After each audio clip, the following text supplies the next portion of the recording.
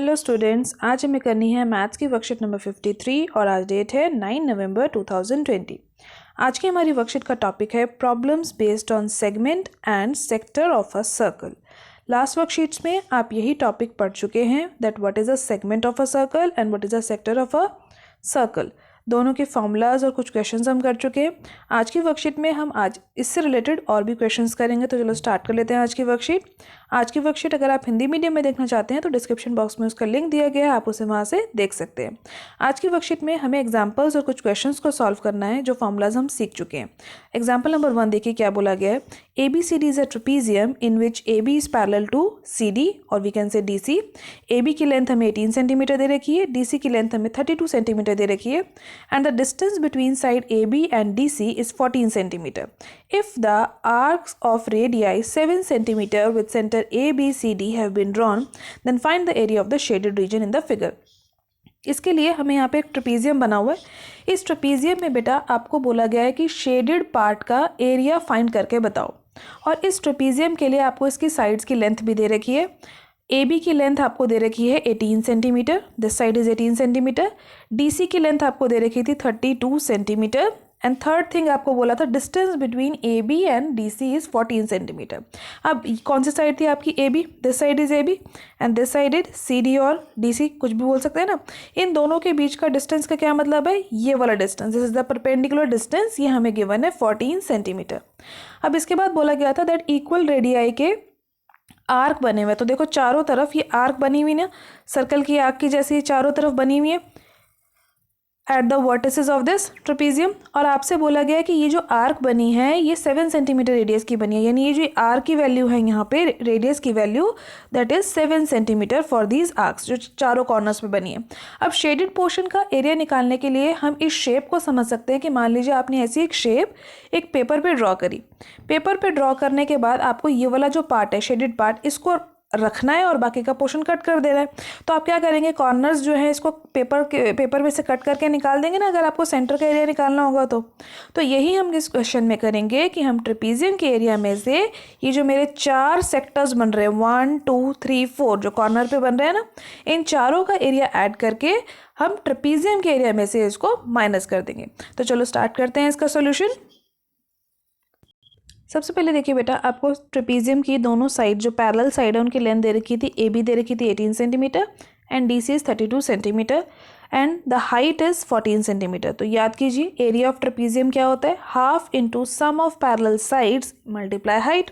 Parallel side है इसकी 18 और 32 और हाइट है 14, तो वैल्यूज पुट होगी देखो यहाँ पर, half multiply 18 plus 32 multiply 14। Calculation करके सॉल्व कीजिए, 350 सेंटीमीटर स्क्वायर आपका एरिया आ जाएगा ट्रेपीजियम का। अब ट्रेपीजियम के एरिया के बाद हमें किस पे फोकस करना था, हमारे इन चारों पार्ट्स पे, जो ये मेरा first part, second part, third and fourth, ये जो 4 सेक्टर्स है सर्कल के बन रहे हैं, इस पे हमें फोकस करना है। अब सेक्टर का एरिया आपने निकालना सीखा था लास्ट वर्कशीट में, फॉर्मूला याद है ना आप सभी को, क्या था फॉर्मूला सेक्टर के एरिया का, theta upon 360 degree multiply pi are square. This is the formula for area of sector of a circle. अब यहाँ पे ध्यान दीजिए बेटा, ये जो सेक्टर का यहाँ पे थीटा बनता है, इस थीटा की वैल्यू तो हमें पता ही नहीं है इस क्वेश्चन में, लेकिन रेडियस हमें ऑलरेडी पता है, हमें बोला था ना रेडियस इज 7 सेंटीमीटर। अब हम क्या करने वाले हैं, एंगल जो थीटा हमें नहीं पता उसकी जगह पे हम ट्रेपीजियम के एंगल का नेम लिख देते हैं, क्योंकि एंगल जो यहाँ पे थीटा होना चाहिए था उसकी जगह पर एंगल A है, यहाँ एंगल B है, यहाँ एंगल C है और यहाँ एंगल D है। तो चलो स्टार्ट करते हैं। Area of the sector with central angle A, जिसका सेंट्रल एंगल A है उसका फॉर्मूला क्या बन जाएगा, angle A upon 360 degree multiply pi are square, क्योंकि थीटा की जगह पे हमने यहाँ क्या पुट करा, एंगल A। इसी तरीके से D के लिए लिखेंगे तो क्या हो जाएगा, angle D upon 360 into pi are square, B के लिए B अपॉन 360 एंड C के लिए C upon 360 into pi are square. अब हमें क्या करना था, इन चारों सेक्टर्स के एरिया को ऐड कर देना था। तो ऐड करने के लिए देखो सारी टर्म्स हमने लिख दी, ये first term, this is my first term, यहाँ से लेकर पाई आर स्क्वायर तक, this is the first term, this is the second term, this is the third and this is the fourth. यहाँ पे पाई आर स्क्वायर हम लिख देते हैं, ठीक है। अब ध्यान से देखिए, इस पूरे एक्सप्रेशन में angle A, angle D, B और C, इन एंगल्स को छोड़ कर आप पूरा एक्सप्रेशन देखिए, जो बाकी की टर्म्स है वो बिल्कुल सेम है, बिल्कुल सेम है ना। यहाँ पे बाकी की टर्म्स देखिए, थीटा और पाई और 360 है, आर स्क्वायर है, सभी के पास है और आर की वैल्यू सभी सेक्टर्स के लिए सेम थी, पाई की वैल्यू सभी में सेम रहेगी। तो हम यहाँ पर क्या कर सकते हैं, जो कैलकुलेशन यहाँ हो रखी है इसकी बजाय बेटा हम ये कैलकुलेशन भी कर सकते हैं। ये भी ठीक है जो यहाँ हो रखी है, लेकिन यहाँ पर हम एक कैलकुलेशन और इसी क्वेश्चन को एक और तरीके से कर सकते हैं। हम क्या लिख सकते हैं, थीटा बाय 360 डिग्री और पाई आर स्क्वायर जो था हमारे पास, थीटा की जगह पर जो angle A B C D हैं उसको तो वहीं रहने देते हैं और थीटा की जगह जो पाई देख पा रहे हैं ना, पाई बाय 360 और जो आर स्क्वायर है इसको हम कॉमन ले लेते हैं और ब्रैकेट के अंदर हमारे एंगल्स बचेंगे A plus B plus C plus D, चारों एंगल्स बचेंगे ना, angle A plus angle B plus angle C plus angle D, ये चारों एंगल्स हमारे पास बचेंगे ब्रैकेट में। अब इसके बाद ध्यान से देखिए, याद कीजिए कि क्वाड्रिलेटरल में कोई भी क्वाड्रिलेटरल हो, ट्रेपीजियम हो, पैरेललोग्राम हो, कोई भी क्वाड्रिलेटरल हो, उसके चारों एंगल्स का सम कितना होता है, 360 डिग्री होता है ना, 360 डिग्री। तो यहाँ पर जब आप इन चारों एंगल को सम कर देंगे तो 360 डिग्री आ जाएगा। तो यहाँ पर देखिए पाई आर स्क्वायर बाय 360 डिग्री तो ऑलरेडी लिखा हुआ है, इन चारों एंगल का सम मिलाकर भी 360 हो जाएगा। तो 360 से 360 डिग्री विल बी कैंसल्ड, क्या बचेगा, सिर्फ पाई आर स्क्वायर। और आप आर की वैल्यू डाल देंगे 7 सेंटीमीटर जो हमें दे रखी थी, आर स्क्वायर की मतलब 7 × 7 हो जाएगा, पाई की जगह पे 22/7, एक 7 से ये वाला 7 कट जाएगा, क्या बचेगा 22 और 7 मल्टीप्लाई कर लेंगे तो कितना आ जाएगा 154 सेंटीमीटर स्क्वायर। इस तरीके से भी इस कैलकुलेशन को किया जा सकता है। आगे हमें निकालना था area of the shaded reason. अब शेडेड रीजन पे आ जाते हैं फिर से, ट्रेपीजियम के एरिया में से हमें इसका एरिया माइनस कर देना है। जो हमने चारों सेक्टर्स का निकाला, ट्रेपीजियम का एरिया क्या आया था, देखिए जरा ध्यान से, 350 सेंटीमीटर स्क्वायर और चारों सेक्टर्स का जो एरिया है वो आया 154 सेंटीमीटर स्क्वायर। माइनस कर दीजिए, आपका आंसर आ जाएगा 196 centimetre square and this will be the area of the shaded region. Now we will start example number 2। Example number 2 में देखिए बेटा क्या बोला हुआ है, find the area of the sector of the circle whose radius is 5 centimetre and if the corresponding arc length is 3.5 centimetre. आपसे बोला गया है एक सर्कल है जिसकी रेडियस है 5 सेंटीमीटर और आपसे बोला गया है इसी के साथ कि लेंथ ऑफ कॉरस्पॉन्डिंग आर्क, यानी इस सर्कल के लिए जो ये आर्क है इसकी लेंथ आपको दे रखी है 3.5 सेंटीमीटर और रेडियस आपको ऑलरेडी दे रखी है 5 सेंटीमीटर और आपसे बोला जा रहा है कि इस आर्क के कॉरस्पॉन्डिंग ये जो आर्क थी अगर ये सेंटर पे एक एंगल थीटा बना दे तो इसका सेक्टर का एरिया बताइए। तो ध्यान से देखिए बेटा, आर की वैल्यू दे रखी है यानी रेडियस दे रखा है आपको, आर्क की लेंथ दे रखी है फॉर द सेक्टर। याद कीजिए कि इसको क्या बोलते थे, एल बोलते थे। लेकिन इस क्वेश्चन में आपको कहीं पर भी थीटा की वैल्यू तो नहीं दे रखी है और थीटा की वैल्यू के बगैर आप एरिया ऑफ सेक्टर नहीं निकाल पाएंगे, क्योंकि याद कीजिए एरिया ऑफ सेक्टर क्या होता है, theta upon 360 degree into pi are square. याद है ना आपको। तो थीटा की वैल्यू नहीं होगी तो हमारा आंसर नहीं आ पाएगा, जबकि आर की वैल्यू तो दे रखी है, लेकिन एक वैल्यू हमें और दे रखी है जो कि है लेंथ की वैल्यू। अब लेंथ की वैल्यू से हमें क्या फ़ायदा होगा कि हम इसके लिए आंसर निकाल लेंगे पहले थीटा का, क्योंकि जो लेंथ ऑफ आर्क होता है वो क्या होता है, theta upon 360 degree into 2 pi r. This is the formula for length of arc. तो देखिए यहाँ पे ध्यान से, लेंथ ऑफ आर्क के लिए यानी आर्क लेंथ जिसको यहाँ बोला गया है वैल्यू डाल दिए theta by 360 degree into 2 pi r में, इक्वल कर दिया इसको हमने 3.5 के, क्योंकि लेंथ ऑफ आर्क हमें 3.5 दे रखी है। तो यहाँ देखिए 3.5 के इक्वल कर दिया। कैलकुलेशन की बहुत इजी कैलकुलेशन है, वैल्यूज पुट करी तो हमारे पास यहाँ से थीटा का आंसर आ गया 441/11। ठीक है बेटा, ये कैलकुलेशन आप करके देखिएगा। इसके बाद जब हमारा थीटा का आंसर आ गया तो क्या हम एरिया ऑफ सेक्टर निकाल सकते हैं? यस, वेरी इजीली, क्योंकि अब हमारे पास थीटा का भी वैल्यू है, आर की भी वैल्यू है, तो हम एरिया ऑफ सेक्टर में वैल्यू पुट कर देंगे फॉर्मूला में, जो होता है theta upon 360 degree into pi are square. Value जब आप पुट कर लेंगे तो आपका required area of the sector आ जाएगा 8.75 सेंटीमीटर स्क्वायर। कैलकुलेशन बहुत केयरफुली कीजिएगा, कोई मिस्टेक नहीं करनी है आपने। इसके बाद हम स्टार्ट करते हैं एग्जाम्पल नंबर 3। एग्जाम्पल नंबर 3 में देखिए क्या बोला गया है, a brooch is made with silver wire in the form of a circle with diameter 35 millimeter and the wire is also used for making the 5 diameters which divide the circle into 10 equal sectors. First part में आपको calculate करना है the total length of the silver wire required and in the second part आपको calculate करना है the area of each sector of the broach. तो सबसे पहले समझ लेते हैं पहले क्वेश्चन में क्या बोला गया है। आपसे कहा गया है कि इस शेप का सिल्वर वायर से ब्रोच बनाया गया है, ठीक है, और जो वायर यूज़ करी गई है वो सिल्वर की है, लेकिन जो शेप यहाँ पे बनी हुई दिख रही है आपको वो एक सर्कल की है, और वो सर्कल ऐसा सर्कल है जिसमें जो डायमीटर है हमारा यानी डी की वैल्यू है वो 35 मिलीमीटर है। अब ये वायर को बनाने के लिए कहाँ कहाँ पे एक्चुअली इस वायर को हमने यूज़ किया इस ब्रोच को बनाने के लिए, तो इस वायर के को बनाने के लिए इस ब्रोच को बनाने के लिए वायर इस सर्कल में यूज़ हुई। देखो यहाँ लिखा है ना इन the form of a circle with this, और इसी के साथ साथ इस वायर को यूज़ किया गया इसके डायमीटर्स को बनाने के लिए। तो कितने डायमीटर्स हैं यहाँ पे बोले हैं इन्होंने, 5 डायमीटर्स इन्होंने बनाए।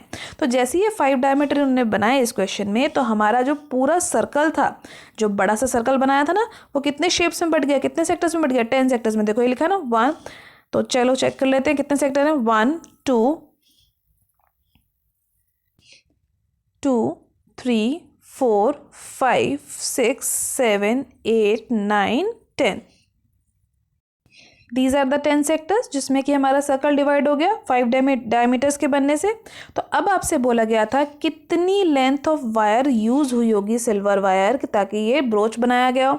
तो ध्यान दीजिए बेटा, वायर कहाँ कहाँ यूज़ हुई, सर्कल को बनाने में। सर्कल को जब बाउंड्री बनाई होगी तो हमने क्या यूज़ करी, सर्कल की सर्कमफ्रेंस को यूज़ करा, और उसके साथ साथ 5 डायमीटर्स को बनाने में। तो यानी हमें फर्स्ट पार्ट में टोटल लेंथ ऑफ जो सिल्वर वायर निकालनी है, वहाँ पर हमें किस किस को ऐड करना पड़ेगा, हमें ऐड करना पड़ेगा सर्कमफ्रेंस ऑफ सर्कल को विद लेंथ ऑफ 5 डायमीटर्स को, है ना, क्योंकि 5 डायमीटर्स और सर्कमफ्रेंस दोनों को ऐड कर देंगे तो हमारे पास टोटल लेंथ ऑफ वायर आ जाएगी।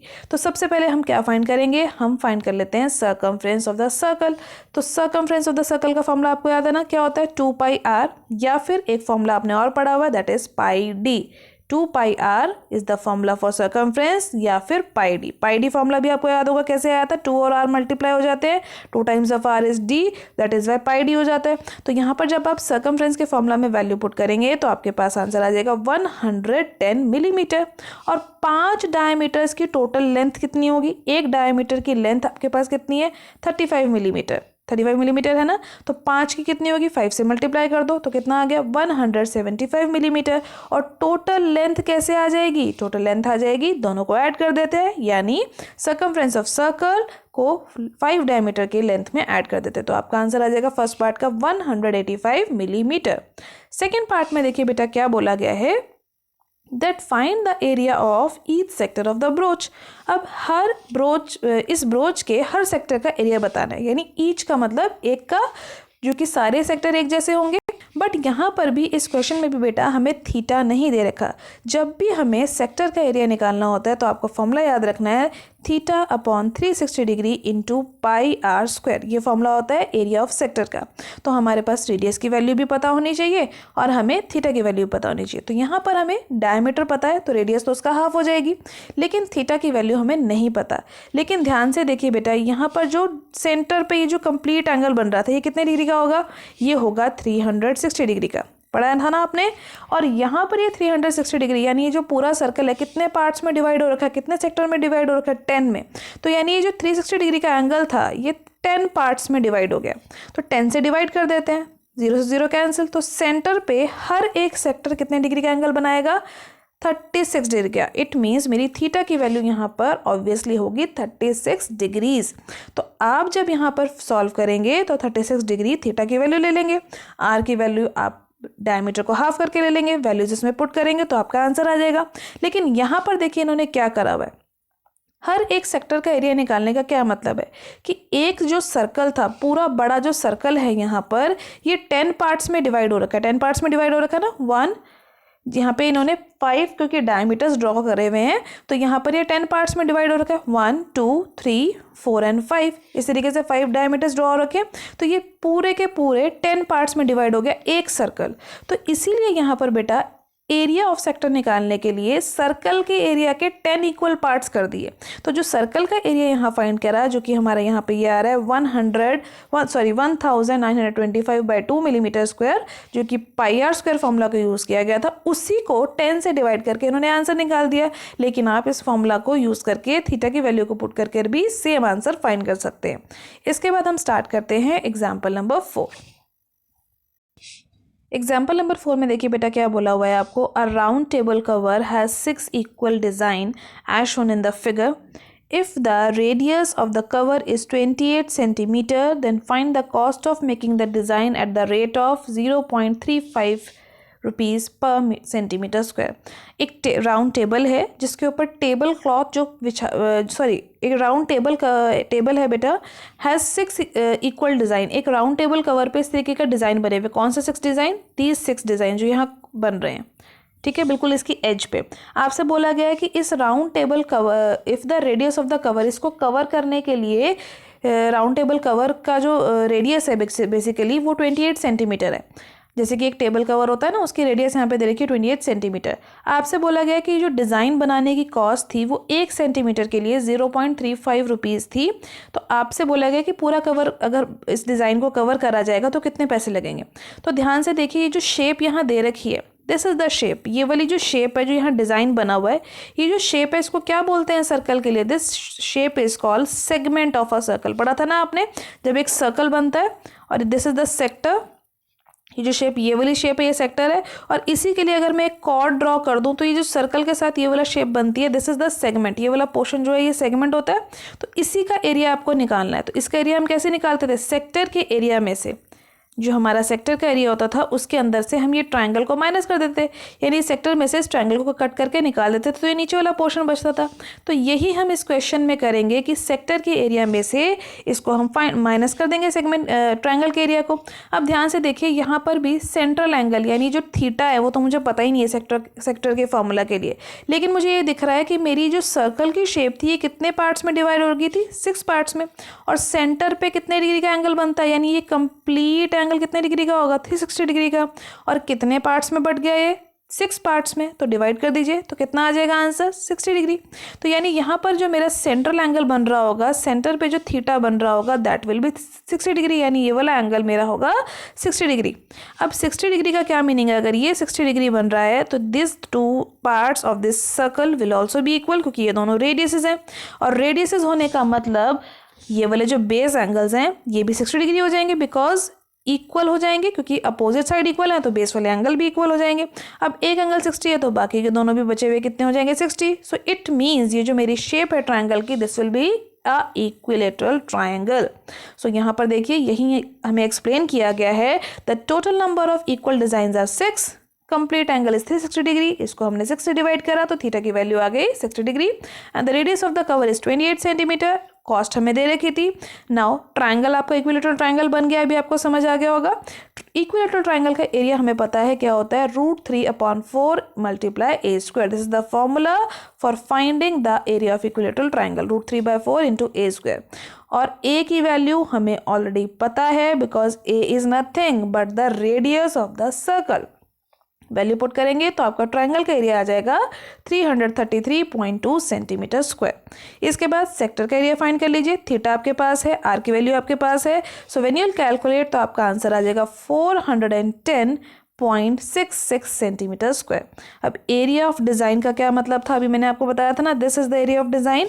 सो इस एरिया ऑफ डिज़ाइन को फाइंड करने के लिए सेक्टर के एरिया में से ट्रायंगल के एरिया को माइनस कर देंगे, because this area is in the form of a segment. जो सिंगल डिज़ाइन है वो एक सेगमेंट के जैसा है। जब आप माइनस कर देंगे तो आपका आंसर आएगा 77.46 सेंटीमीटर स्क्वायर। किस किस को माइनस करना है आपको माइनस करना है सेक्टर के एरिया में से ट्रायंगल के एरिया को। अब 6 डिज़ाइंस का एरिया आपको निकालना था। एक डिज़ाइन का एरिया आ गया, इसी को 6 से मल्टीप्लाई कर देंगे। देन इसके बाद कॉस्ट निकालनी थी, जो आपका एरिया आएगा उसी को आप 0.35 से मल्टीप्लाई कर देंगे, you will get your final answer. यहाँ पर ट्रायंगल का एरिया अलग तरीके से निकाला गया है, इक्विलेटरल ट्रायंगल के तरीके से। आपको याद होगा जब आपने सेगमेंट का एरिया फॉर्मूला सीखा था तो वहाँ पर ट्रायंगल का एरिया होता था half into r square into sine theta. अगर आप इस फॉर्मूला को यूज़ करेंगे ट्रायंगल के एरिया के लिए तो भी आपका यही आंसर आएगा। आप इसको कैलकुलेट करके देख सकते हैं। इसके बाद हम स्टार्ट कर लेते हैं। Now try your self questions. Try your self का फर्स्ट क्वेश्चन देखिए बेटा क्या बोला हुआ है। A square OPQR is inscribed in a quadrant of OAQB of a circle if the radius of the circle is 6.262 centimetre. Find the area of the shaded reason. तो ये आपको शेप बनी हुई है यहाँ पे दे रखी है। आपसे बोला गया है कि एक स्क्वायर बना हुआ है क्वाड्रेंट के अंदर, देख पा रहे हैं ना आप, क्वाड्रेंट के अंदर एक स्क्वायर बना हुआ है और रेडियस ऑफ द सर्कल दे रखी है 62 सेंटीमीटर। तो आपसे ये शेडेड पोर्शन, जो ये वाला शेडेड पोर्शन है ग्रे पार्ट और ये ग्रे पार्ट, इसका एरिया फाइंड कर आपको बताना है। तो चलो स्टार्ट करते हैं क्वेश्चन नंबर 1। क्वेश्चन नंबर 1 में देखिए बेटा, शेप जो आपको है, जो डायग्राम दे रखा था वो इस टाइप से दे रखा था that your square is inscribed in a circle.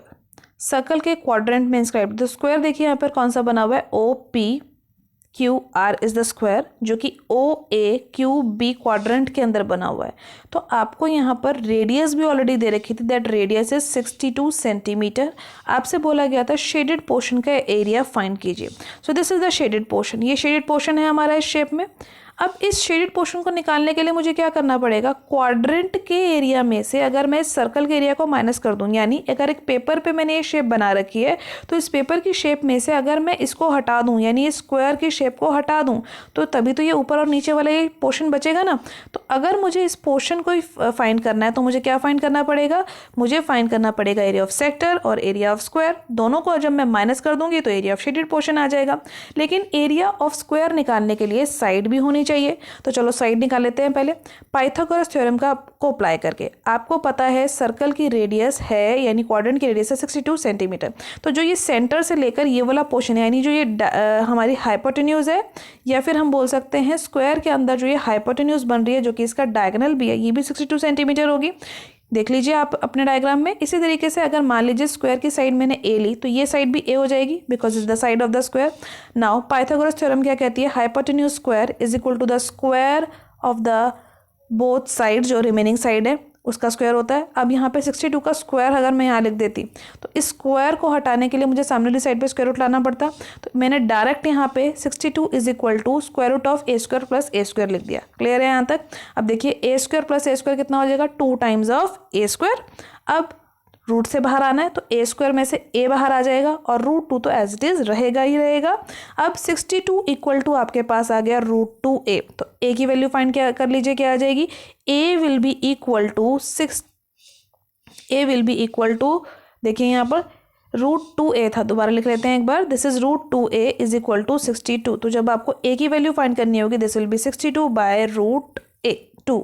अब स्क्वायर रूट में कभी भी नंबर डिनोमिनेटर में नहीं रह सकता, इसीलिए हमने इसको रैशनलाइज कर दिया, रूट 2 से ऊपर और नीचे मल्टीप्लाई कर दिया। तो डिनोमिनेटर में बन गया ये 2 और ऊपर आ गया 62 रूट 2। तो यानी हमारी जो वैल्यू हो जाएगी 2 1 ज़ा 2 and this will be 31। So value of a यानी side of the square will be 31 root 2 centimetre. Now area of quadrant याद कीजिए क्या होता है। क्वाड्रेंट क्या होता है, एक सर्कल का फोर्थ पार्ट। ये सर्कल होता है ना, जब ये 4 पार्ट्स में डिवाइड हो जाता है इक्वल पार्ट्स में, तो हमें हमारे पास क्वाड्रेंट बचता है। तो मैं अगर सर्कल के एरिया को 1/4 कर दूंगी तो मेरा एरिया ऑफ क्वाड्रेंट आ जाएगा। तो देखिए रेडियस आपको ऑलरेडी दे रखी थी, वैल्यू पुट कर दी, पाई की वैल्यू पुट कर दी। Then area of the square के लिए भी हमने यहाँ वैल्यू पुट कर दी, 31 रूट 2 जो हमारा आया था उसका स्क्वायर लिख दिया। तो जब आप इसको सॉल्व करेंगे तो आपका अप्रॉक्सीमेटली आंसर यही आएगा, दैट इज 1098 यानी 1098.28 सेंटीमीटर स्क्वायर। क्लियर हुआ आपको। अब इसके बाद हम स्टार्ट करते हैं क्वेश्चन नंबर 2। क्वेश्चन नंबर 2 में देखिए आपसे क्या बोला गया है, that find the area of the shaded region in the figure where arcs are drawn with centre A B C and D intersect in pairs at point PQRS of the side AB, BC, CD, DA respectively of a square ABCD of side 12 cm. This is the shape. तो इसको समझ लेते हैं। पहले हमें क्या बोला गया है, हमें बोला गया है दैट एक स्क्वायर इज देयर, एक स्क्वायर है जिसके चारों तरफ जो चारों पॉइंट्स थे ABCD उसको सेंटर लेके आर्क मार्क कर लिए। ठीक है बेटा, जो इनको कट कर रही हैं PQRS पॉइंट्स पे स्क्वायर को, और आपको बोला गया है कि स्क्वायर की जो साइड है वो 12 सेंटीमीटर की है। तो इस जो शेडेड पोर्शन है, सेंटर वाला जो शेडेड पोर्शन है, इसका एरिया आपको फाइंड करके बताना है। तो चलो स्टार्ट कर लेते हैं क्वेश्चन नंबर 2। तो चलो देखो, क्वेश्चन नंबर 2 में आपको क्या बोला हुआ था, आपको बोला हुआ था कि ABCD जो है एक स्क्वायर है, उसके चारों कॉर्नर्स पे यानी A, B, C और D, यहाँ कॉर्नर से जो है इस तरीके से क्वाड्रेंट बनाए गए हैं सर्कल के, बोला गया था यही। और आपसे बोला गया था कि जो स्क्वायर की साइड है वो है 12 सेंटीमीटर ईच। तो यानी आपको स्क्वायर की साइड दे रखी है 12 सेंटीमीटर, तो उसको मैंने लेट कर लिया स्क्वायर की साइड को A is equal to 12 centimetre. और बेटा जो ये ABCD पर रखकर जो ये आर्क ड्रॉ करी गई है, ये आर्क जो है ये क्वाड्रेंट की है। और आपको पता है जब ये आर्क ड्रॉ हो रही है, दिख रहा है ना डायग्राम में बिल्कुल क्लियरली, कि जब ये आर्क ड्रॉ हो रही है तो ये 12 सेंटीमीटर की साइड थी, ये 2 पार्ट्स में डिवाइड होगी, this part and this part. तो ऑब्वियसली क्योंकि सारे के सारे जो क्वाड्रेंट है वो सेम रेडियस के ड्रॉ हुए, तो जो ये पूरी 12 सेंटीमीटर था ये पूरा डिवाइड किस में हो जाएगा, 6 ईच में। यानी जो मेरी साइड है ये इस P पॉइंट के आने से, PQRS के पॉइंट के आने से 6 ईच में डिवाइड हो जाएगी। यानी जो रेडियस ऑफ द क्वाड्रेंट है दैट विल बी 6 सेंटीमीटर। अब आपसे बोला गया था ये जो शेडेड पार्ट बन रहा है सेंटर में, इसका एरिया फाइंड करो। तो इसका एरिया हम कैसे फाइंड कर सकते हैं, अगर हम इसको फिर से एक पेपर के जैसे समझें शेप को, और इस पेपर में से अगर मुझे ये वाले पोर्शन जो मेरा 1, 2, 3, 4 ये जो 4 पोर्शन यानी जो 4 क्वाड्रेंट्स बन रहे हैं, इन चारों को अगर मैं पेपर में से कट करके निकाल दूंगी तो ये सेंटर वाला पोर्शन ही बचेगा मेरे पास, जो सेंटर वाला डिज़ाइन है। तो यही हमें करना है इस क्वेश्चन में कि एरिया ऑफ द स्क्वायर में से हमें इन्हें चारों क्वाड्रेंट को माइनस कर देना है, यानी एरिया ऑफ 4 क्वाड्रेंट्स को माइनस कर देना है। तो चलो स्टार्ट कर देते हैं। Area of the square is side square, यानी साइड को मैंने यहाँ पे A एज्यूम किया था, तो साइड का स्क्वायर मतलब A square, and area of 4 quadrants. अब ध्यान दीजिएगा बेटा, 4 क्वाड्रेंट्स बोला हुआ है, इसमें से अगर आपसे एरिया ऑफ क्वाड्रेंट बोला जाता तो वो क्या होता है, सर्कल के एरिया का 4th टाइम, यानी 1/4 टाइम। उसको 1/4 कर देते हैं, 4 इक्वल पार्ट्स में डिवाइड होता है ना सर्कल, तभी तो उसको क्वाड्रेंट बोलते हैं, दिस इज द क्वाड्रेंट। तो एरिया ऑफ सर्कल को 1/4 कर दिया और चारों क्वाड्रेंट्स को साथ में लिखना है, तो इसलिए 4 से मल्टीप्लाई कर देते। तो 4 से 4 कैंसिल हो जाएगा, देखिए ये वाला 4 से 4 कैंसिल हो गया। पाई की वैल्यू पुट कीजिए 22/7, आर की वैल्यू 6 पुट कीजिए। कैलकुलेशन जब आप कर लेंगे तो आपका जो आंसर है that will be approximately equal to 30.86 centimetre square. Now we will start last question of today's worksheet, that is question number 3. Third question में देखिए क्या बोला गया है, a sector OAP of a circle with center O containing theta and AB is perpendicular to the radius OA meets OP produced at B. Prove the perimeter of the shaded region is this. ये आपको diagram बेटा यहाँ पर दे रखा है, आपसे बोला गया है कि OAP जो है वो डायग्राम में ड्रॉन है। आपसे बोला गया theta is the central angle, AB is the perpendicular on the radius OA. This part is OA. ये perpendicular है यहाँ पे, और आपसे बोला गया है जो शेडेड रीजन है, यानी जो ये वाला शेडेड रीजन है, इसका पेरीमीटर निकालना है।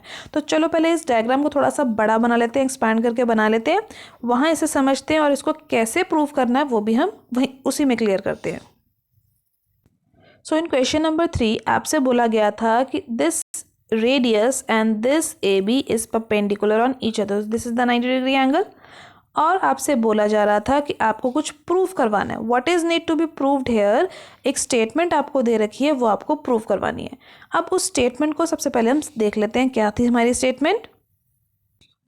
इस क्वेश्चन में बेटा हमें ये बड़ी सी जो स्टेटमेंट दे रखी है, इसको हमें प्रूफ करवाना है ना। इस स्टेटमेंट को प्रूफ करवाने के लिए हम देख पा रहे हैं यहाँ पे हमें tan थीटा सेकेंड थीटा ये वैल्यूज़ यहाँ लिखी हुई हैं। तो सबसे पहले हमें ये वैल्यूज़ भी फाइंड करनी पड़ेंगी ताकि हम इसको प्रूफ करवा पाएँ। और हमें बोला गया हमें प्रूफ करवाने के लिए कि perimeter of the shaded reason यानी शेडेड पोर्शन जो है उसका जो आंसर है वो यही जो हमने स्टेटमेंट लिखी है ना यही आएगा। तो सबसे पहले शेडेड पोर्शन देखते हैं कौन सा। This is the shaded portion in the figure. इस शेडेड पोर्शन का अगर मुझे पेरीमीटर निकालना हो तो मुझे कौन कौन से पोर्शन पता होना चाहिए। देखो यहाँ पे मुझे पता होना चाहिए ये वाली वैल्यू दैट इज़ PB, मुझे पता होनी चाहिए ये value that is the length of the arc, मुझे पता होनी चाहिए ये वैल्यू दैट इज़ AB। ये तीनों वैल्यूज़ अगर मुझे पता चल जाएँ that will be my perimeter. PB, AB and the length of arc AP। AP की जो लेंथ ऑफ आर्क है वो पता होनी चाहिए। तो सबसे पहले इन तीनों वैल्यूज़ को निकालने के लिए मेरे को इससे भी रिलेट करना पड़ेगा कि मुझे tan थीटा और सेकंड थीटा भी पता होना चाहिए। तो डायग्राम को देखिए, यहाँ पे ये राइट एंगल ट्राइंगल बन रहा था यहाँ पे। इन ट्राइंगल OAB ट्राइंगल में अगर मैं tan थीटा की वैल्यू निकालना चाहूँ according to my to proof, तो मेरी वैल्यू क्या होगी? याद कीजिए, tan थीटा क्या होता था? P/B, यानी परपेंडिकुलर बाय बेस।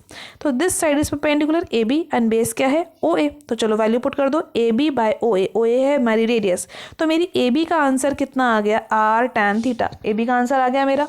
अब इसके बाद मुझे OB भी पता होनी चाहिए, क्योंकि राइट एंगल ट्राइंगल में तो साइड तीनों पता होनी चाहिए। ध्यान से देखिए, ये जो OB थी ये R सेंटीमीटर थी एंड OP भी तो R होगी, यानी यहाँ से लेकर O से लेकर ये P तक का जो डिस्टेंस है ये तो R ही होगा, because is the radius of the circle. लेकिन मुझे पूरी OB की पता करनी है, क्योंकि बिकॉज मैं पूरी OB जो है वो हाइपोटेन्यूज है। तो OB की वैल्यू कैसे निकालेंगे? पाइथागोरस थ्योरम अप्लाई कर देते हैं। पाइथागोरस थ्योरम क्या होती है? Rest of the two sides का स्क्वायर का सम कर दें, तो हमारे पास पाइथागोरस थ्योरम से OB की वैल्यू आ जाएगी। तो OA is equal to R।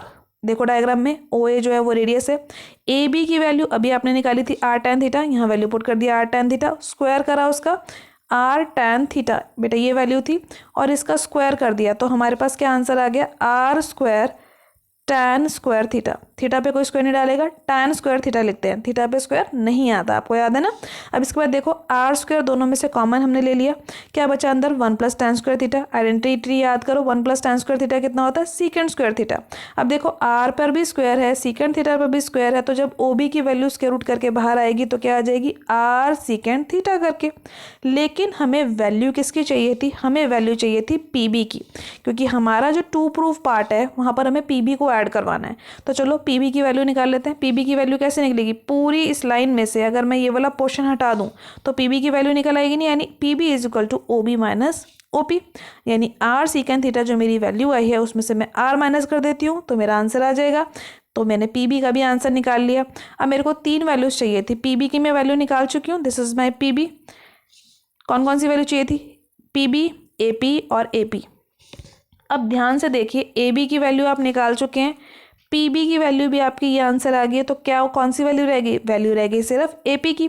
तो चलो AP की वैल्यू भी निकाल लेते हैं। AP को डायग्राम में देखिए ध्यान से, AP क्या चीज़ है? This is the part AB। AP, this AP is the length of arc. तो लेंथ ऑफ आर्क का फॉर्मूला याद कीजिए, क्या होता है लेंथ ऑफ आर्क का? θ/360 डिग्री इंटू 2πr। थीटा की वैल्यू यहाँ पर क्या हो जाएगी? जो सेंटर पे एंगल बन रहा है वो वैल्यू आपको नहीं दे रखी है, लेकिन आपको फॉर्मूला में भी यहाँ पे जो टू प्रूफ करवाना है वहाँ पर भी थीटा है, तो थीटा एज इट इज रहने दीजिए। आर की वैल्यू भी कुछ नहीं पुट करनी, सिर्फ ये सिंपली ये कट हो जाएगा, 2 1 ज़ा 2 एंड 360 कट हो जाएगा 180 से। तो हमारा AP का भी आंसर आ जाएगा θ/180 इंटू πr। अब इसके बाद बेटा ये वाला जो एक्सप्रेशन हमने लिखा है perimeter of the shaded portion, जो हमने डायग्राम को देख के समझा है, यहाँ पर हम तीनों वैल्यूज को पुट कर देते हैं। यानी कौन कौन सी वैल्यू? PB की, AB की एंड AP की वैल्यू पुट कर लेते हैं। तो जब आप ये वैल्यू पुट करेंगे तो देखिए क्या हो जाएगा, ये PB की जगह पे लिखेंगे R सेकेंड थीटा, AB की जगह पर आप लिखेंगे R second theta minus R लिखेंगे PB की जगह पर, AB की जगह पर लिखेंगे R tan थीटा, और AP की जगह पर क्या लिखेंगे? θ/180 इंटू πr। ठीक है, अब ध्यान से देखिए बेटा, सभी जो टर्म्स थी हैं इन सबके पास R कॉमन है। देखो R इस टर्म पे भी है, ये रहा R, इसके पास भी R है और इसके पास भी एक R है, तो R हमने कॉमन ले लिया, तो अंदर क्या क्या टर्म्स बच गई? tan theta plus second theta θ/180 degree minus 1। इसी टर्म्स को रीअरेंज करके हमारे पास कॉमन ये बच गया। यही स्टेटमेंट हमारी टू प्रूफ की स्टेटमेंट थी कि perimeter of the shaded reason will be this statement, जो हमें प्रूफ करवाना था। सेम स्टेटमेंट हमें मिल गई, so this will B hence proofed. Now nextly बेटा, इस टाइप के आज की वर्कशीट में आपने बहुत सारे क्वेश्चन करे हैं। इस टाइप के जो भी और क्वेश्चन एनसीईआरटी में है आप उसकी प्रैक्टिस कीजिए। आज की वर्कशीट के सभी एग्जाम्पल और क्वेश्चंस की भी प्रैक्टिस कीजिए। टाइम से आज की वर्कशीट का वर्क फिनिश कीजिए, अपने सब्जेक्ट टीचर को टाइम से इनकी फोटोज क्लिक करके सेंड कीजिए। आज की वर्कशीट की वीडियो अच्छी लगी हो तो लाइक और शेयर करना मत भूलिएगा। चैनल पर पहली बार आए हो तो चैनल को सब्सक्राइब कर लीजिए, ताकि आपको अगले आने वाली वीडियो की नोटिफिकेशन टाइम से मिल सके। Thank you for watching students.